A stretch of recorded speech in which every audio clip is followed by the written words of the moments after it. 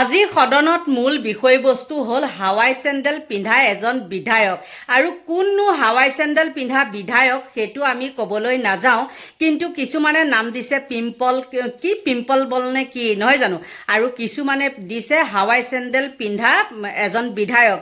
আৰু খুদ মুখ্যমন্ত্ৰীয়ে আজি সুন্দৰকৈ ভাষণত কৈছে যে মানে হাৱাই চেণ্ডেল পিন্ধা সেই বিধায়কজনে যেতিয়া নেকি ইলেকশ্যন হৈছিলে প্ৰতিটো মন্দিৰত ডেৰ লাখকৈ টকা ক'ৰ পৰা দিছিলে।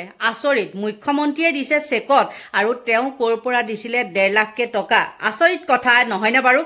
কিন্তু চেণ্ডেল পিন্ধা বিধায়ক কোন? আৰু সেই চেণ্ডেল পিন্ধা বিধায়কজনক পীযুষ হাজৰিকা, তেওঁ কি কৈছিলে, তেওঁ নিজে চিণ্ডিকেটৰ মাষ্টৰ আৰু তেওঁ হৈ পেলাই কয় নহয় বোলে শালকে মিৰিকাই হাঁহে, আৰু কি কৰিছে পিম্পল বল নে কি তেনেকৈ কিছুমান নাম দিয়ে। আৰু নাম দিয়াৰ কাৰণটো হ'ল কি, তেওঁ য'তে ত'তে মানে কিবা এটা সুন্দৰকৈ বিষয়বস্তু উপস্থাপন কৰিবলৈ উঠি পৰি লাগেহে তেতিয়াই তেওঁ জাপ দি দিয়ে, আৰু সেইকাৰণে নামটো দিলে পিম্পল বল।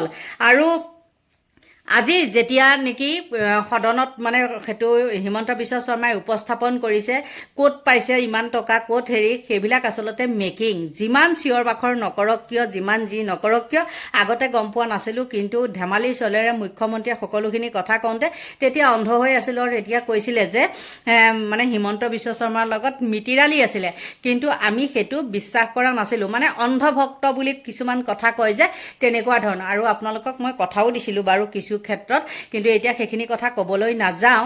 আৰু সঁচাকৈ আচৰিত নহয়নে বাৰু, ইমান টকা ক'ত পাইছে, হয়নে নহয়? কিন্তু মানুহক দেখাই এটা আৰু ভিতৰি এটা, আচল কথাটো হ'ল সেইটো। আৰু মানে গুমৰ ফেকটো সুন্দৰকৈ হিমন্ত বিশ্ব শৰ্মাই আচলতে বুজাই দিছে। আৰু সকলোৰে ক্ষেত্ৰত যিকোনো এটা আচলতে এইটো কি বুলি কয়, আগতে নীতি শিক্ষা বুলিও এটা আছে নহয়, তেতিয়া কয় যে কিছু লোকে যদি কথা কিবা আলোচনা কৰি আছে তাৰ ওপৰত কি কৰিব নালাগে, জাপ দি পেলাই কথা ক'ব নালাগে। এজনে কথা কৈ থাকিলে যেতিয়ালৈকে শেষ নহয় নেক্সটজনে তেতিয়া ক'ব, মানে কথাখিনি আৰম্ভ কৰিব নালাগে। আৰু যেতিয়া কথাটো সমাধা হয়, মানে কথা পাতি শেষ হয়, তেতিয়াহে আচলতে তৃতীয়জন ব্যক্তিয়ে বা দ্বিতীয়জন ব্যক্তিয়ে কথাখিনি উপস্থাপন কৰিব লাগে, নহয়নে? কিন্তু সেইটো নাই। মানে সেইটো যিকোনো ভাল বিষয়বস্তু এটা তল পেলাবলৈ হ'লে হৈ হুলস্থুল কৰিব লাগিব, হাই হুলস্থুল কৰি পেলাই সেই ভাল বিষয়টো তল পেলাব লাগিব, তেতিয়াহে হ'ব। গতিকে আচলতে সেইটো সাধাৰণ জ্ঞানৰ ওপৰত পৰে যে মানুহে কথা পাতি থাকিলে ভাল বিষয়বস্তু এটাৰ ওপৰত কিবা যদি আলোচনা কৰি আছে বা কথা পাতি আছে, তেতিয়া কি কৰিব নালাগে, জাপ মাৰি মাৰি কথা ক'ব নালাগে। আৰু সেই জাপ মাৰি মাৰি কথা ক'লে সেইটো ভেলুলেছ হয় আৰু কাম নাই বুলি কয়। যিমানেই চিঞৰ বাখৰ নকৰক কিয়, যিমানেই যি নকৰক কিয়, সকলোৱে গম পায় এয়া হ'ল মেকিং। গতিকে বন্ধু বান্ধৱীসকল, আজি কেনেকৈ হিমন্ত বিশ্ব শৰ্মাই তোলা ধূনা দিলে সেই চেণ্ডেল পিন্ধা বিধায়কক আপোনালোকলৈ আগবঢ়ালোঁ। অধ্যক্ষ মহোদয়, আপুনি আচৰিত হ'ব, যি মানুহে অৰুণোদয় বিৰোধিতা কৰিছে, অসম মালা, অসম দৰ্শনৰ বিৰোধিতা কৰিছে, এইবাৰ নিজৰ বিধানসভা সমষ্টিত জিকিবৰ কাৰণে প্ৰতিটো নামঘৰতে 1.5 লাখ নগদ টকা দিছে। ক'ৰ পৰা পাইছে ময়ো নাজানো। 1.5 লাখ টকা নগদ দিছে। আমিতো অসম দৰ্শনৰ চেক দিছোঁ। আৰু যদি ক'ব লাগে জুডিচিয়েল ইনকুৱাৰী কৰিব লাগে, মই ৰেডি আছোঁ। 1.5 লাখ টকা নগদ দিছে।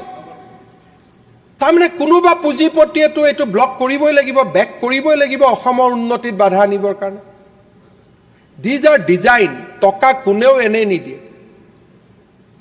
টকা কিয় দিছে? যাতে আৰ্টিফিচিয়েলি অসমৰ মানুহক আন্দোলনৰ ফালে লৈ যাব পাৰে। যেনেকৈ আগতে নিউক্লিয়াৰ পাৱাৰ হ'ব দিয়া নাছিলে, হাইড্ৰ পাৱাৰ হ'ব দিয়া নাছিলে, ভাৰতবৰ্ষখনক পিছুৱাই ৰাখিছিলে। দেয়াৰ ইজ এ লবি। এই লবিজবিলাকে পইচা নিদিলে এজন চেণ্ডেল পিন্ধা বিধায়কে নামঘৰত দিব 1.5 লাখ টকা ক'ত পায় আপুনি মোক কওক অধ্যক্ষ মহোদয়। কেছ পইচা অধ্যক্ষ মহোদয়, নগদ টকা। আমি সাহস নকৰোঁ অধ্যক্ষ মহোদয়, 25 বছৰ বিধায়ক হৈ থকাৰ পিছত। আৰু যদি মই ভুল কৈছোঁ, আমাৰ কেইবাজনো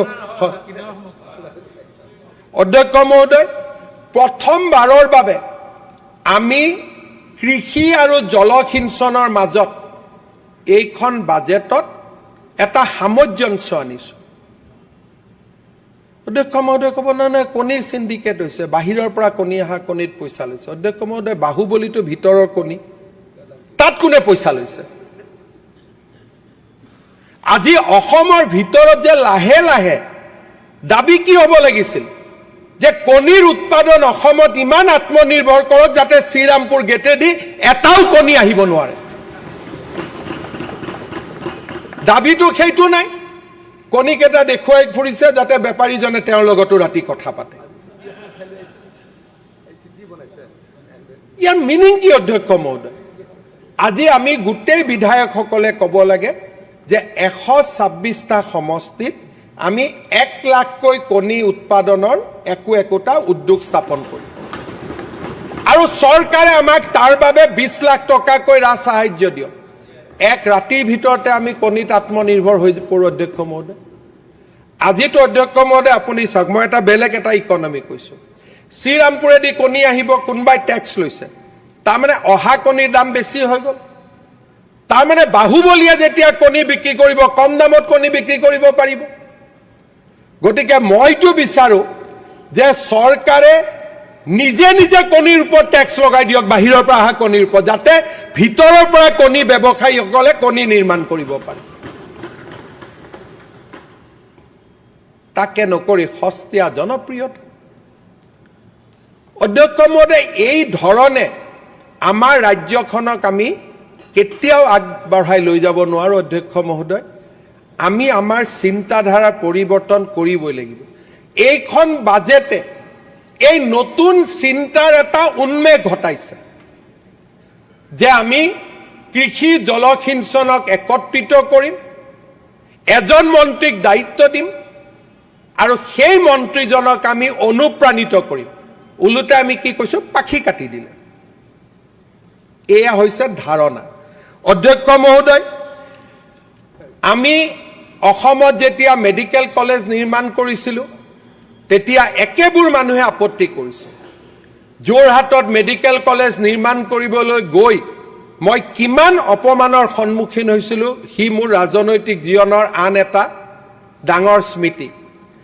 সিদিনাখন আমি হিচাপ কৰিছিলোঁ যে 2030 যে কেনেকৈ হ'ল, বোলে চাহাব ইহা লোকেল এৰিয়া প্লেনিং কানুন আ গিয়া।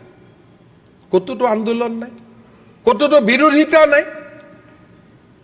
আজি যদি আমি আমাৰ দেশৰ, মই আমেৰিকা ইংলেণ্ডৰ কথা কোৱা নাই, আমাৰ দেশৰ মডেলবিলাক যদি আমি নাচাওঁ আৰু ৰাইজক যদি আমি পজিটিভ কথা নকওঁ,